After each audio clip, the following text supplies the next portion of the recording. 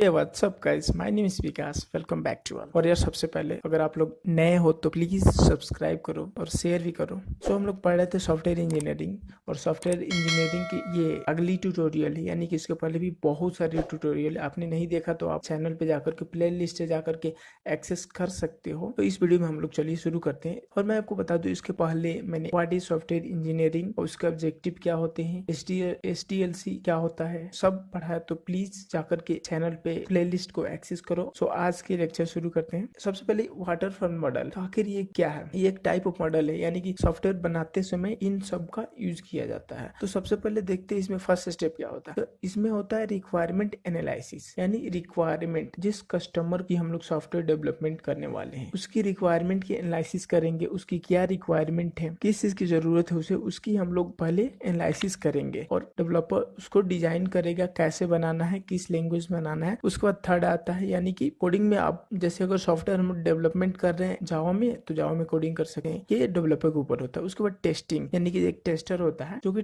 Testing करता है। तो अगर टेस्टिंग में कोई प्रॉब्लम आती है तो यहाँ पे मेंटेनेंस कर दी जाती है। ये जो मॉडल है ये हर प्रोजेक्ट के लिए नहीं है, क्योंकि थोड़ा सा डिफिकल्ट मॉडल नहीं है, ये बहुत ही इजी मॉडल है। लेकिन इसमें होता क्या है, अगर आप डिजाइन कर लिए उसके बाद कोडिंग कर लिए फिर आप टेस्टिंग फेज में चले जाते हैं, तो अगर आप चाहते हैं, अगर आप इस फेज से इस फेज में आ गए फिर यहाँ से यहाँ आ गए, लेकिन ऐसे फेज चलते रहते। अगर हम लोग चाहते हैं कि यहाँ पे टेस्टिंग में आ गए और टेस्टिंग के फिर रिवर्स यहाँ से हम लोग इसमें आ जाए, ऐसा कभी नहीं होता है। इसलिए ये मॉडल थोड़ा सा डिफिकल्ट होता है। तो सबसे पहले वाटरफॉल मॉडल, इसका लीनियर सीक्वेंशियल मॉडल कहा जाता है। अब लीनियर सीक्वेंशियल मॉडल इसलिए कहा जाता है, यहाँ पे देख सकते हैं आप सीक्वेंस में 1 by 1 इसका कार्य होते जा रहा है, इसीलिए इसको लीनियर सीक्वेंशियल मॉडल भी कहा जाता है। उसके बाद इसके कुछ एडवांटेज एंड डिसएडवांटेज आ जाते हैं। सबसे पहले एडवांटेज देखते हैं, यानी एडवांटेज में आपको आ जाएगा minimum wastage, discipline, improve quality, okay, requirement are very well understood, ये सब इसके एडवांटेज है। यानी कि डिसिप्लिन, इसमें डिसिप्लिन ये होती है, जैसे मैंने यहाँ पे शुरू किया तो डिसिप्लिन का मतलब पूरे आप सीक्वेंस में काम करेंगे, यानी कि आपको डिजाइन के बाद ही कोडिंग करना है तो कोडिंग करना है, यानी इसका इसीलिए एडवांटेज डिसिप्लिन दिया गया। मिनिमम वेस्टेज होता है, ये भी सही है। क्वालिटी इंप्रूव होती है, रिक्वायरमेंट वेल अंडरस्टूड, ये पॉइंट बहुत जरूरी है डेवलपर जानने के लिए। रिक्वायरमेंट जो होती है पूरी तरह से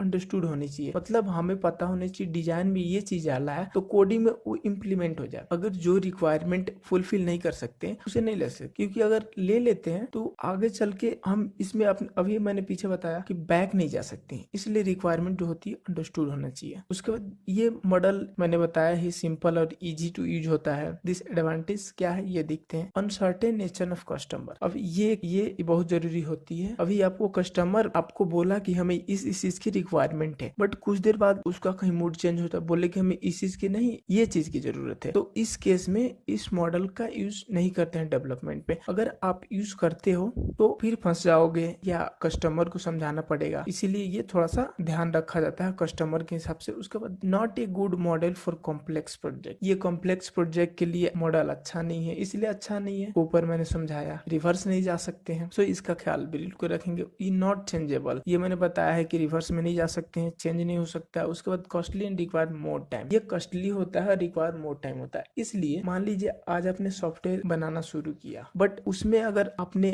जब सॉफ्टवेयर बनाना शुरू किया तो आप सबसे पहले आप डिजाइन कर लिए, कोडिंग कर लिए, टेस्टिंग या मेंटेनेंस में कोई प्रॉब्लम आ जाएगी तो आप तो नीचे से ऊपर नहीं जा सकते हैं, आप रिवर्स नहीं जा सकते हैं। आपको फिर से जा करके रिक्वायरमेंट एनालिसिस करना होगा, डिजाइन करना, कोडिंग, फिर आप यहाँ पे आके जो आपकी प्रॉब्लम हुई थी आप सुधार कीजिएगा। तो ये ज्यादा टाइम भी लेता है और कॉस्टली भी पड़ता है, बार बार आप करेंगे, टाइम वेस्ट होगा आपका, बहुत ही कॉस्टली हो सकता है और ये ज्यादा टाइम भी ले सकता है। इसीलिए यानी डेवलपर इसे ज्यादा नहीं यूज करते हैं, बट इस केस में आपको यूज करते हैं कि ये जो रिक्वायरमेंट है पूरा अंडरस्टूड होनी चाहिए कि हमें इस टाइप का सॉफ्टवेयर बनाना, तब करते हैं। तो गाइस आज के वीडियो में मैंने देखा ये वाटरफॉल मॉडल, फिर नेक्स्ट मॉडल टाइप देखेंगे। तो आज के लिए बस इतना ही। अगर आप नए हैं तो प्लीज सब्सक्राइब करो इस चैनल को। Keep learning, keep reading. Thank you for watching. Thank you.